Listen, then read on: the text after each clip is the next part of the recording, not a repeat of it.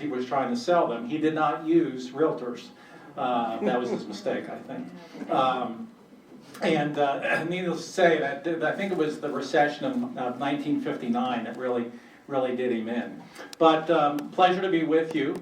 My task is to update you on the economy, and I'm going to do this in three parts.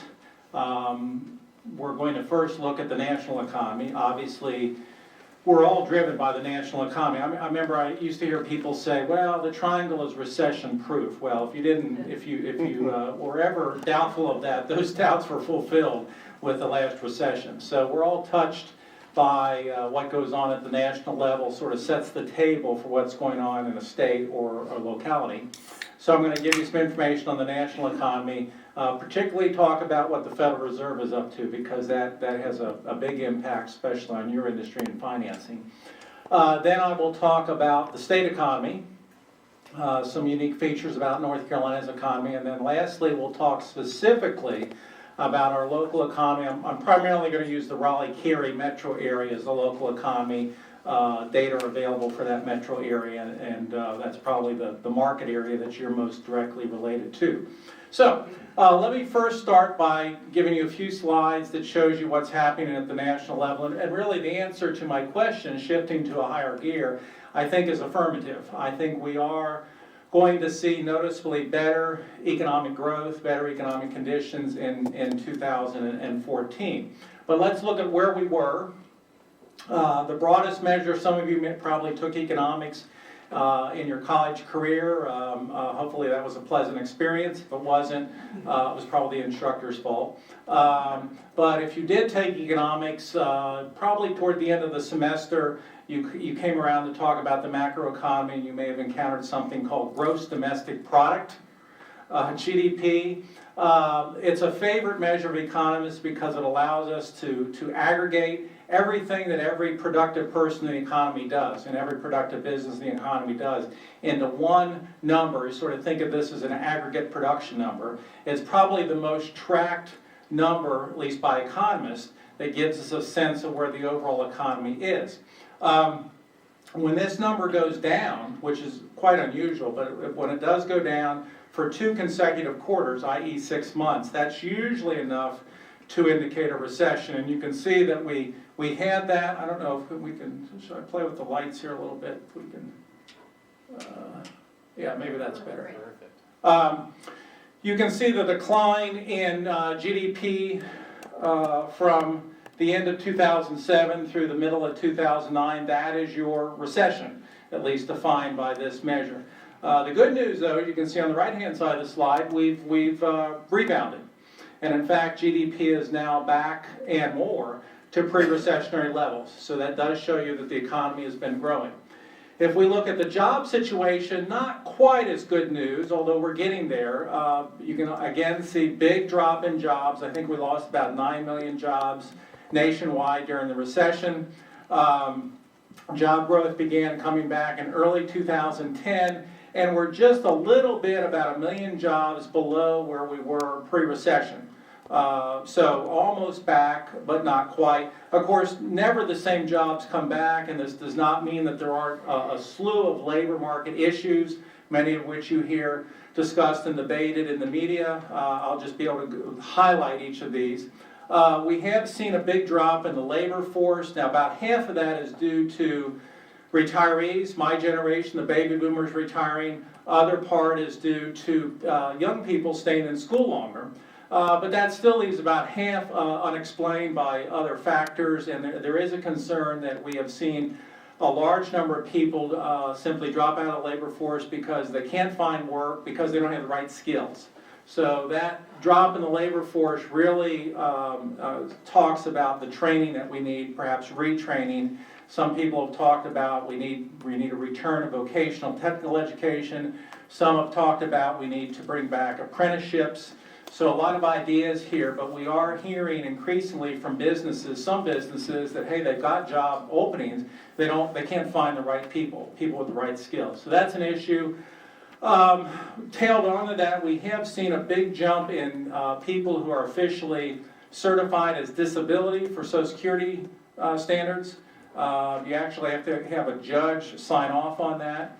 Now, the disability rules have been lightened a little bit, but there is some concern there that, or not concern, but some evidence that people who are of a certain age and who can't find work go this route, and they try. Usually if you apply for Social Security disability, you don't get it on the first try. It may take you 3 or 4 times. There are legal people that help you get through that. But we have seen a big spike in the number of people qualified to receive Social Security disability.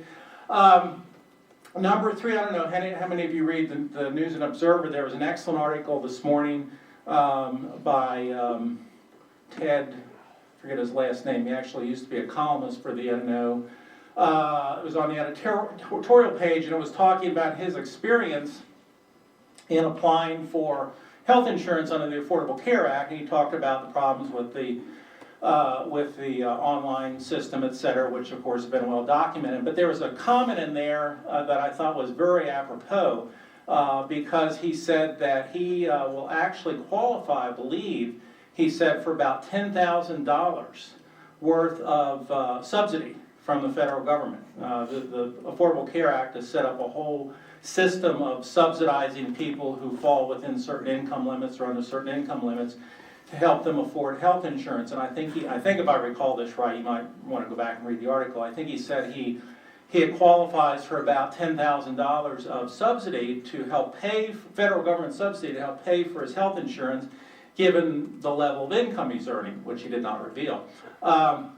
But he did point out that this, when he realized that, and we looked at how that subsidy changes, if he were to earn more money, he said that he would lose about 50 cents of subsidy for every dollar of additional income he earned. In other words, the marginal tax rate, effective marginal tax rate, was about 50 cents. And that's just for the health insurance component. So there are a number of economists who've been writing about this. When you look at particularly this new Affordable Care Act that does have subsidies in it, when you look at the effective marginal tax rates there, combine those with other marginal tax rates in the income tax system and other things, we do need to worry about incentives to work. So another issue that economists pointed out. The long-term unemployed, if you look at the unemployment numbers, right now, people who are what we call short-term unemployed, these are people who have been unemployed for 15 or fewer weeks, their unemployment rate's about back to pre-recessionary levels. It's the long-term unemployed, people who are unemployed for 15 weeks or more, where unemployment rates are still very much higher than they were pre-recession. And this also leads many economists to think that it's, again, a skills issue. The folks who have been unemployed for a long time, for whatever reason, now don't have the right skills for the jobs that are opening. And then the last issue that you've heard probably some discussion about with respect to the Affordable Care Act is the question of whether we're going to have increasing numbers of part-time jobs, particularly for businesses to avoid some of the mandates of the Affordable Care Act. Will they hire people part-time rather than full-time? I think it's too early to make that assertion. Actually, the percentage of workers who are part-time has been coming down. It's not yet back to pre-recessionary levels, but that is an issue that we certainly will want to monitor. So lots of things worry us and concern us continuing about the job market, even though the job numbers are coming back.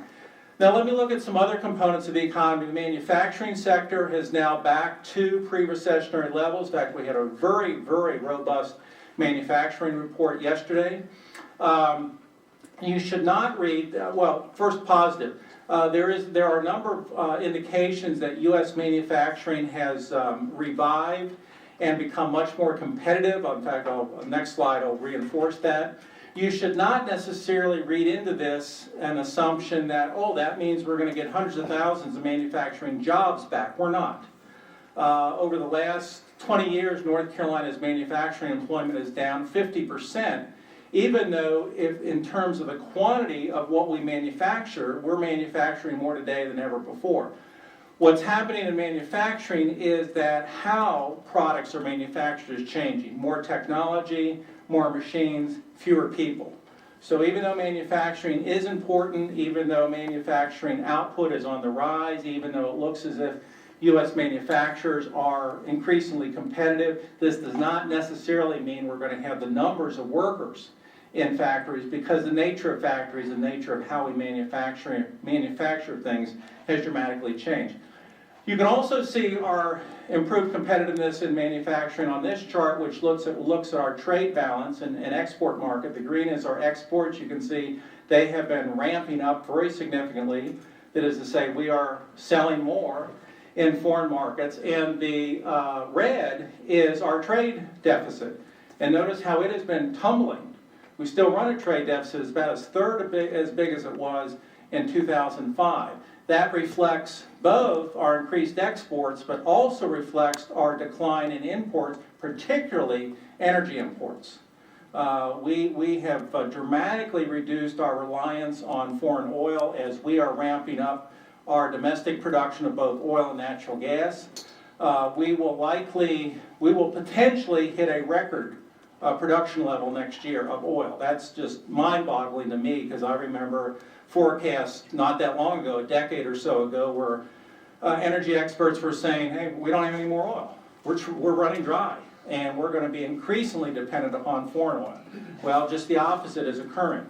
And in fact, also next year, we will likely become, and this is another mind-boggling number, the United States will likely become the world's largest oil producer, beating both Russia and Saudi Arabia. So dramatic changes, as you well know, in the energy market. Now, some of you may be saying, well, what about North Carolina? Can we get in on this game? I actually did a report earlier this year that was funded by no one on any side of this. I just did it myself, looking at the economic potential for energy exploration in North Carolina. What would it mean in terms of new income, new jobs?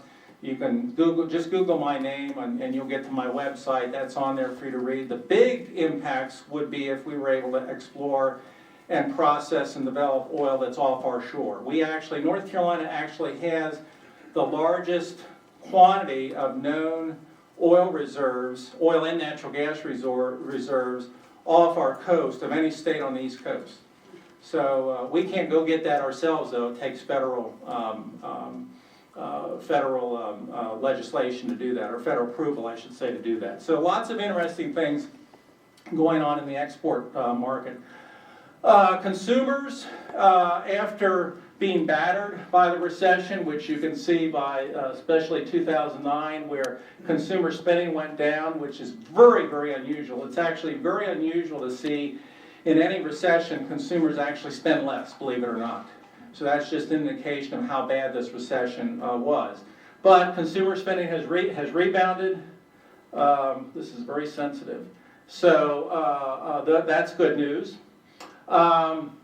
Household finance is something I think that's very pertinent to your industry. Household finances, or the household's balance sheet, took a battering during the recession. I've got four lines up here. The top line is the value of total assets. That is what someone owns in terms of financial assets, real estate assets, mutual funds, 401ks, everything. The yellow line takes that part of total assets that are financial assets, and the red line takes that part which is real estate assets, primarily homes, and then the bottom gray line is a measure of liabilities, debt. And what you can see here is that during the recession, asset values just fell off the chart almost. Total assets down, financial assets down. Very unusual again for real estate asset values to go down. In fact, the total drop here was around $16 trillion. Just an amazing decline in asset values. That was behind why people were going bankrupt. That was behind why people couldn't make payments on their mortgage. I mean, it was all related. It was all related to this. As a consequence, during the recession, and actually during the first couple of years after the recession, households had tightened their belts. And one thing they did was to pare down on their debt. It doesn't show up as much because of the scale here, but debt, the value of liabilities went down by about $1 trillion. So households became much more frugal. Now the good news, if you look to the right-hand side of this, is all these numbers are moving in the right direction. Total value of assets is, is up, you can see. Financial assets are up, and even real estate, your industry, the value of homes, as you'll see in another chart, is going in the right direction. And although households are beginning to borrow a little more, they're certainly not back to the big wild borrowing days that they were in prior to the recession. In fact, if you look at the percentage of a person's, or a household's, I should say, disposable income that has to be spent on servicing debt, all debt, mortgage debt, car loan debt, all debt, it's now at a 25-year low. 25-year low. I don't know if you're seeing that among your clients, but the average household has a lot more room now to borrow. Part of that is due to the fact they were frugal over the last few years, paid down on debt. Another part is due to low interest rates, which we'll talk in a minute about whether that will continue. So the household's financial situation is much better. Now, one chart that is very important to you, what's happened to the real estate market, home prices. Good news, you look on the far right-hand side, they are back. They're coming back. After, as you well know better than I do, a major decline. We went through the biggest drop in home prices that we've ever seen, even exceeded what happened during the 1930s. The real estate market, residential real estate market, literally, as you know, collapsed. Unprecedented. Surprised most professional economists. The two professional economists who were surprised, who counted, were the two Federal Reserve chairpersons who presided over this period, Alan Greenspan and Ben Bernanke, both of whom, before it happened, said we could never have a nationwide collapse in the housing market. It just won't happen. And they were both wrong, obviously. So, I mean, you can see, of course, this is the housing boom. This is where those of you who are in the industry were making a lot of money. This is the housing crash. I mean, we can now look back and say that this was a run-up in housing prices that weren't sustainable, that was not sustainable. That is, it was an investment bubble, kind of like the tech bubble of the 90s. And investment bubbles never end well. And this one did not either. This chart really, if I had to show people one chart that explains what we went through, this is it. Because if without this dramatic pullback in the housing market and drop in housing prices, drop in real estate values, we would not have had the financial crisis. We would not have had the depth of the recession. We may not have even had a recession. We would not have had the dramatic increases in unemployment. Part of the reason, a big reason why we had such a rise in unemployment is building stopped. All the people who worked in construction weren't working anymore. The good news is, if you look to the right-hand side, real estate values are beginning to come back. And that's good. Because, again, you better than I, but one of the things I get a lot of my information from the gym I go to. I'm 63, but I rub shoulders with millennials and young professionals. And one of the things I've noticed over the last couple of years, when I'm between sets, I'm chatting, I'll say to maybe a young professional who just got his or her degree and they're out working, well, where are you going to live? Are you going to buy a house? They look at me like, buy a house? Are you crazy?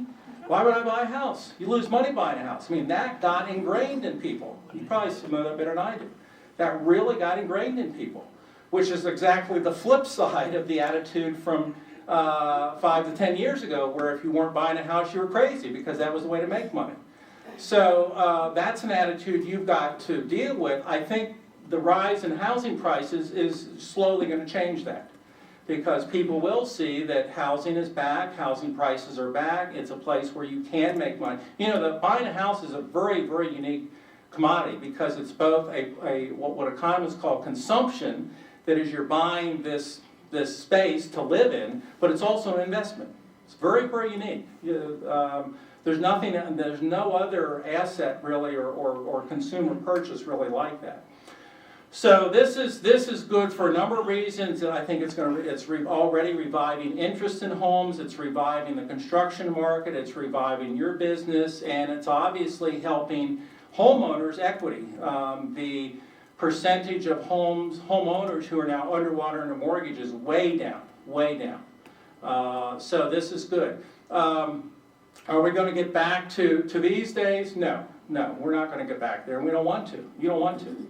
I would assume you would rather have a steady, improving market rather than a boom and bust market. So this is very, very important. All right, let me talk about two other things before I move on. One is inflation. This is general inflation. Inflation's been pretty tame. It's been running around 2%. I'm sorry. Around 2%. No, this is not. Here we go. Around 2% on an annualized basis. We had an inflation report earlier this week. Still very, very tame. The forecast for inflation continued tame. Federal Reserve just put out their forecast for inflation. Over the next 10 years, their forecast was average 1.7% for each of the next 10 years. So we don't yet see any problem of inflation bubbling up. Interest rates. Now this is something I'm sure you've been watching. First of all, what I have on here is a representation of short and long-term interest rates. For you, the short would be more akin to the rate on an adjustable rate mortgage. The long would be akin to on a fixed rate mortgage. And I'm using here not mortgage rates. I'm using here the standard Treasury bill rates. This is what economists generally use. But your rates that you see every day are going to track these. A couple things to note here. Short-term rates are still very, very low. This is the rate the Federal Reserve has pretty much direct control over. So any short-term rate that's out there, whether it's on a short-term CD, money market fund, 30-day, 90-day Treasury security, is going to be very, very low. This is the rate that we are all anticipating, however, the Fed will eventually push upward. But as you can see, for pretty much the last 4 or 5 years, it's been close to zero. Long-term rates, if you look on trend, have come down, but you saw a big jump, a major jump, about a full percentage point over the last year. Actually, I think that's good because I think it is indicative of a return of borrowing. In fact, loan volume is now back at pre-recessionary levels. For you, I mean, that probably means that the mortgages that you deal with are a little more costly than what they were. I think we are past the bottom. My particular forecast, though, for 14 doesn't see another big dramatic jump. So I think we're about as high as we're going to go for the foreseeable future. We'll maybe drift a little bit up or a little bit down. Probably the drift will be upward, but not dramatically. But I don't think this is a bad thing because we were not going to have, once the economy began growing again, we were not going to have these long rates as low as they were. In fact, when the long rate, this is the 10-year Treasury note rate, when the long rate hit or went below 1.5%, that was the lowest ever in our history as a country. That rate was that low. We'd never seen, even in George Washington's day, they never had rates that low. So that was not going to stay. So I don't think you should be real upset about the rise in rates. And again, I think it's more of an indication of an improving economy rather than than anything bad. All right, my forecast for next year, job growth around 225, 250,000 a month. That's a fair number. It's not a great number, but it's better than where we were. I think the GDP growth rate will be between 2.5%, 2 3/4. Again, better than where we have. Again, not great. If it was great, it would be up near 4%. And I think the national unemployment rate will drift down. It's around 7 now. I think it could get as low as 6 by the end of the year. Not that magic 5 that a lot of people would like it to be at. We actually started the recession at a 4.5% unemployment rate. So it wasn't that long ago that we were low. And I think the reason for the hang up here is we do have work to do in getting people trained with the right skills for the modern economy. All right, let me move on and talk about government policy. Let me skip over to fiscal policy. Again, I'm going to appeal to those of you who had some economics in college. Again, if you got to the section on the macroeconomy and you talked about government policy, there are two pieces to national government policy. There's what we call fiscal policy. That's the president and the Congress using the budget, the federal budget, to influence the course of the economy. And then there's monetary policy, which is the Federal Reserve. So let me first talk about fiscal policy. And of course, we had been through a very, very stimulative fiscal policy. That is to say, you remember the stimulus plan, $800 billion stimulus plan in the president's early year. You also remember, if you go back to President Bush, we had the TARP, Troubled Asset Relief Program, that was $700 billion. So during the meat of the recession, the federal government was very stimulative. And of course, all that money had to be borrowed, and that's why one big reason why the debt rose. Recently, though, the federal government's actually been tight. They've tightened their belt. Look at this chart, which shows you the percentage of GDP, which is just the way we scale things, that revenues are for the federal government and spending is. Over the last year, federal spending has virtually been unchanged. Yet revenues have been growing quite nicely due to the recovering economy. That's shrunk the budget deficit. The budget deficit peaked at about 1.3 trillion. It's now thought this fiscal year that we're in, it could get as low as under 700 billion. So that's a big movement in the right direction. Part of the reason for the very slow growth or no growth in spending was the sequester. The sequester worked. The sequester was designed to limit federal spending growth, and it worked.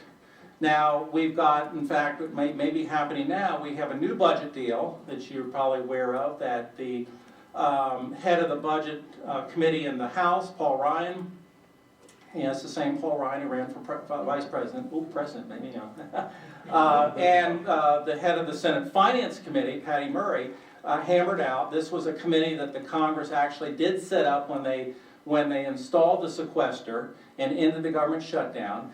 And most people thought when that committee started it's going to be like all committees. They're not going to get anything done. They're going to argue. Actually, this committee came up with something you'll see often in Washington, that was bipartisanship.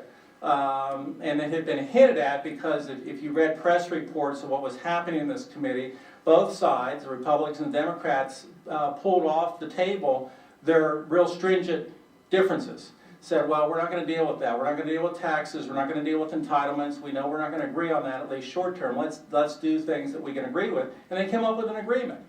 Now, it's not pleased everyone, but the importance of this agreement is it really puts aside the budget bickering for the next 2 years. And that's going to lend certainty to decision makers.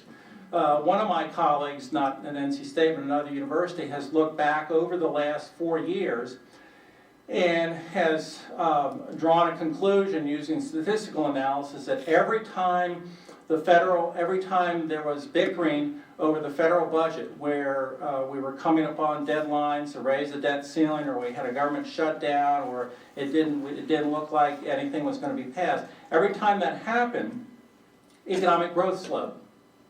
So what the bickering in Washington does appear to have impacted the economy. To the extent this takes away some of that bickering, or a lot of the bickering, I think that's good, whatever you think of the details.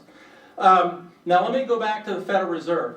Federal Reserve is really now where the action is. A couple key questions with the Federal Reserve. First of all, you can see from this chart, the Federal Reserve has been very action-oriented. In fact, the Federal Reserve in the last 5 years, we've never had a Federal Reserve that has been this active in the economy.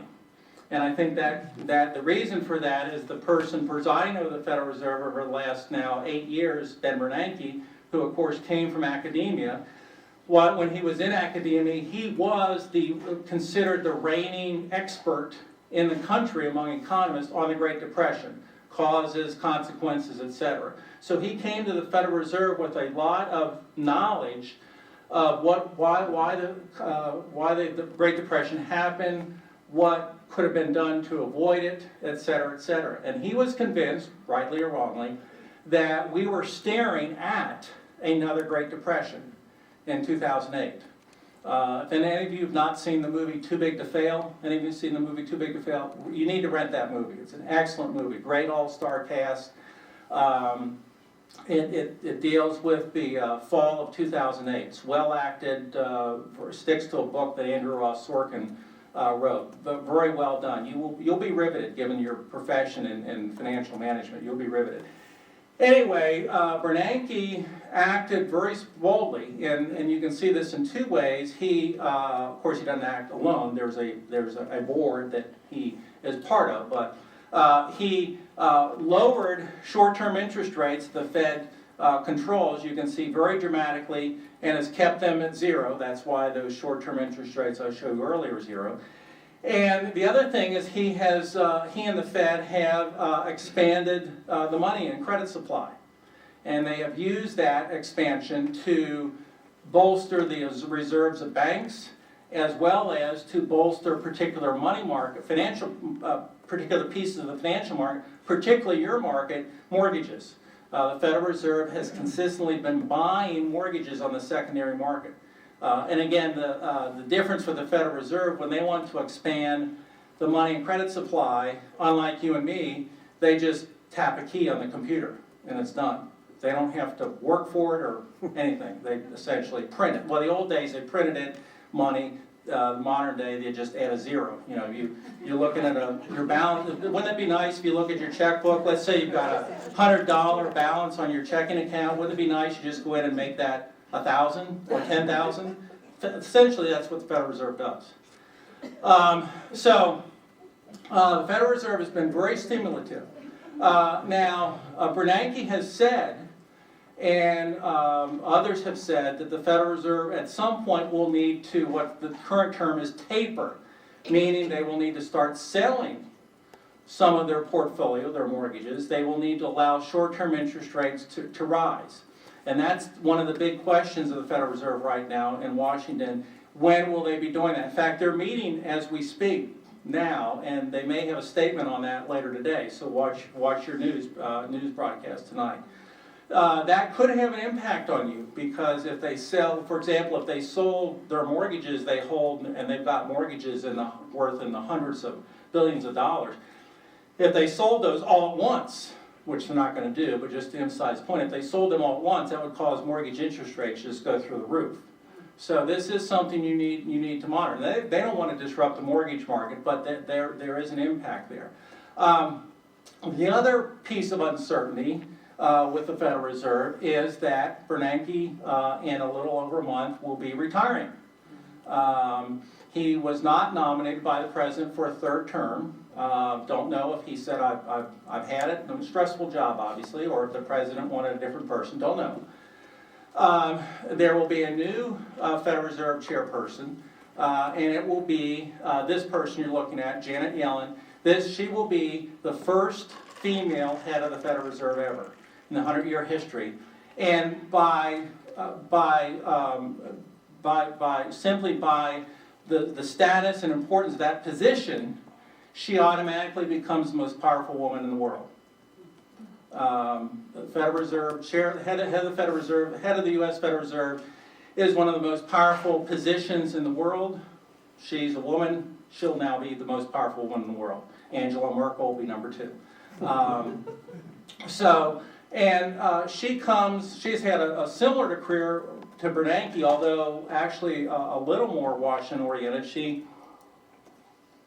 PhD from Yale, she's about 67, 68, PhD from Yale, has taught at Berkeley, served in President Clinton's Council of Economic Advisors, was on the Federal Reserve Board in the early 2000s, became president of the Federal Reserve Branch Bank in San Francisco, and in the last 3 years she's been the number 2 to Bernanke at the big Federal Reserve in Washington. So she's well credentialed. So she's not a new face. She doesn't have to learn on the job. She knows the job. She had a fairly easy confirmation hearing. The Senate has not yet voted. The full Senate has not yet voted on her, but they'll pass her. So she'll take over February 1st. She did say something in her confirmation hearings that I think was very noteworthy, and that is that she was asked, let me go back. She was asked, if you perceive, or if the Federal Reserve ever perceives that there's some major market, financial part of the economy where an investment bubble has developed, like we saw here, do you think it's the role of the Federal Reserve to either prevent that bubble from getting bigger or to prick it before it collapses. Both Greenspan and Bernanke are on record as having said several times it's not the role of the Federal Reserve. First of all, you never know you're in an investment bubble at the time. That's not our job. We'll pass. Yellen said, yep, that's one of our jobs. So very different perspective. That's something that we may come back to see how that evolves much later. All right, let me move on now to North Carolina. Give you a few slides on North Carolina. The North Carolina depends on who you read and perspective, but I think the general perception, my sense in following the press and following commentators and interacting with people all around the state, most people think that we've struggled mightily. That's not my perception. My perception, based on research and based on looking at North Carolina, writing a book about the North Carolina economy, which incidentally would make a great Christmas present to give any of your loved ones. They will be surprised if you give them that. My perception of the North Carolina economy is that we pretty much track the national economy, that is our business cycle, the ups and downs of the economy, with one exception, that is our ride is bumpier. And I've tried to display that on this slide. What I've given you on this slide is the last roughly 15 years, and I've divided that 15 years into 4 periods. The 2 periods where the economy was in recession, and the 2 periods where we were growing. And what I'm looking at here is job growth. Notice in the 2 recessions, early 2000s, the late 2000s, or first decade of 2000, this is us in green, nations in yellow, we had bigger drops in our job market. Okay, and I think people know that. But I think what is less understood is during the growth periods, here's the growth period of the mid-2000s, here's the growth period we're now in, sorry. We have had job growth in both periods, even this most recent period, faster than the nation. So we've actually added jobs in our state at a faster rate over the last 3 years than the nation. And I think the reason behind this is based on our economic composition. We are still more of a manufacturing state. And manufacturing always gets hit, manufacturing has a bumpier ride. Because people and businesses can postpone buying manufactured products while they're in recession, and then they flood and buy them when they're coming out. So we've actually done better than the nation in job growth. Now, certainly our unemployment rate peaked out higher. Here's, again, we're in the green. If we look right before the recession, we actually had an unemployment rate about the same as the nation. Then here's the recession, unemployment rate going up in the nation, we going up. We peaked higher than the nation. In fact, we peaked at about a full percentage point, more than a full percentage point higher. But we've actually come down a little faster. Right now, we're less than a percentage point difference between our unemployment rate and the nation. So we're closing on the nation. And I think that's reflective of our faster job growth. Does that mean we don't have any problems? Of course not. All those problems I mentioned about the job market, we've got. Plus, we've got the additional geographical issue. If you look at where jobs have been in North Carolina in the last 3 years or even longer, if you take the triangle, this area, you take Charlotte, and you take the triad, 7 out of 10 jobs have been created in those 3 areas. So we have a big geographical difference in terms of economic improvement. We've actually seen job growth, this is just another way of saying the same thing, accelerate. This year we're on target to create at least 80,000 jobs. Last year was about 75,000. We did much better than we were in 2010 and 2011. As in most places, the job growth is spread across many sectors, but I do want to point out a couple of things here. We've had much faster job growth in the information sector. We've actually added jobs at over a 10% rate in the last 3 years, and actually at the national level it's gone down. We've had faster job growth in the broad professional and business services sector, but we've actually continued to lose jobs in construction, even though the construction market's coming back. I think that'll change this year, and I think that'll be a big reason for a much better job market in North Carolina. The construction jobs, of course, they're going to add to our totals. They're also jobs that people don't have to have a lot of formal training for. A lot of that work you can learn on the job. So I think this will be a real important piece of the North Carolina economy in 2014. Median annual earnings per worker, I've contrasted Wake County, these numbers come out by county, with North Carolina and the U.S. The take home here, oops, sorry, this is a very sensitive clicker. The take home here for you is while median earnings per worker have gone down, continue to trend downward in both the nation and North Carolina, that is, worker pay is not recovered. Notice what it's done in Wake County. It's gone up. So that's good for you. That not only we have good job growth, which you'll see in a minute, but incomes are rising here rather than either stagnating or going down. Now the housing market in the state has rebounded. Also, this is a picture. This is similar to the one I showed you earlier with the national price changes for homes. This is for North Carolina. Obviously here is the housing boom, here's the housing crash, and here's the recovery that we're in now. So we are seeing housing prices, again, you're observing this on a day-to-day basis, trending upward as opposed to going down, which is certainly a good thing. Another thing to note about North Carolina, and I'd be curious to know if you see this in clients you work with, and you probably do given you're in Wake County in the Triangle. North Carolina as a whole is still a state that is very, very attractive for people to move to. This chart shows you for the decade of the 2000 or first decade of the 2000s, shows you what's something called it's based on net in-migration. That is, how many people move in versus how many people move out from other states or to other states. How many people move to North Carolina from other states minus how many people move out and go to other states. And then what this particular organization's done is they monetize that. But for your purposes, for this entire period, North Carolina actually ranked 4th, behind only Texas, Florida, and Arizona in terms of the size of additional money, income brought to the state by net in-migration. So that's, and I have no doubt if I were to drive these numbers for the Triangle or Wake County that we'd be way up there among counties.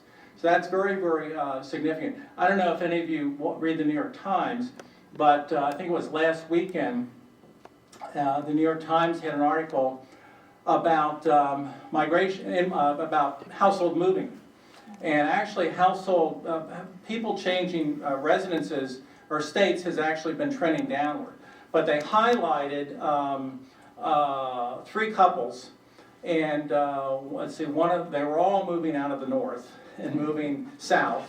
But one of the couples they highlighted was a couple that moved, I think, from Vermont to Apex. I don't know how many of you saw this. And I'm sorry? That was Chris. No, they were older than you, Chris. And two things they mentioned, and I'm sure you use this and you're working with clients, but in case you don't, I'll mention 2 things they mentioned. That is two reasons the couple said for why they came from Vermont to here. Was one, amenities. Particularly they liked the fact that they were close to teaching hospitals, which generally means if there's any exotic operations you have to have done, you find them at teaching hospitals, and we've got 2 of them. They also like the cultural amenities provided particularly by the universities, Duke, Chapel Hill, NC State, Meredith, Peace, all of them. But thirdly, and this is what the kicker for you, the couple, now this is the couple's perception, they argued that for the house they bought, and I think they bought if I remember right, it was a 4,000 square foot house in Apex, they paid about $450 for. They said that house would have cost them twice as much in Vermont. You got that straight. Yeah, okay. So this is good news. This is good news for that we're still a very attractive state. Just one thing to polish off here: state budget is looking better. Tax revenues have been trending upward after going down. All right, I'm wrapping up here, and I'm going to focus. I think the next few slides focus pretty much exclusively on the Triangle area or the Raleigh-Cary area. What I've done in this slide is show you total job growth rates since the bottom of the job recession, which was in early 2010, in different regions, different parts of North Carolina. Probably no surprise to you, Charlotte and the Triangle at the top, and for Triangle here I'm actually combining Raleigh-Cary and Durham-Chapel Hill. Fastest job growth rate, notice, much faster than for the nation, much faster than for North Carolina. Asheville's done well. Burlington may be surprising you. Burlington's been doing quite well. But if you look down at the bottom, you have a number of areas: Rocky Mount, Goldsboro, Fayetteville, Jacksonville, all in the east, that have been very, very low. So this again emphasizes that economic divide that we have. Again, fortunately for you, you're in the part of the state that's growing fast. I do this little thing called an index of leading indicators for the state. Which if you want me to send it to you each month, just send me your email address and I'll put you on the list. Thing to note here is we're ending the year with a very, very healthy spike here. Now, this is not infallible, but it is suggesting that we're looking for a better economy in terms of economic growth in the state in the coming year. So for the overall state, I'm looking for 100,000 net new jobs, which would translate to about a 2.5% growth rate in jobs, whereas if you went back to the numbers I gave you for the nation, it would be about a 1.8% growth rate. So I do think we're going to continue growing faster. By the end of the year, we're going to be closer to the national unemployment rate. I think we'll be down between 6.5 and 7. Again, however, the geographical divide, 7 out of 10 of those jobs, new jobs, will be in 3 areas. All right, this is where I'm going to zero in on the Raleigh-Cary area. Looking at jobs, specifically in this market, we did see a decline in total jobs in the Raleigh-Cary metro area during the recession. Again, we're not recession-proof, but we have totally recovered and then some. So we are now at a new all-time high in jobs in the Raleigh-Cary market. If we look at job growth over a longer period, job growth rate, here you can see the recession. We lost almost 30,000 jobs in 2009. We are adding jobs, but we're still not back to those peak job growth years we had in the late 2000s. Don't know if we want to get back there. I mean, fast growth creates issues. A lot of you know with traffic, schools, etc. So I'll leave that for you to decide. But again, obviously, these numbers feed into your business. New people coming in, new jobs. They got to live somewhere, and I think homes are becoming more and more attractive. One thing that's different, again, from this area as opposed to the state and the nation is we're beginning to see income come back. Income did fall. This is income per household, median income per household, did drop during the recession. Again, we suffered through the recession, but it is coming back. And these are all in real dollars, by the way. And average house prices. Again, you've seen this is a third version of this. You saw national, you saw state, now you see Raleigh-Cary. House price changes, again, the big booms of the early 2000s. Here's the recession.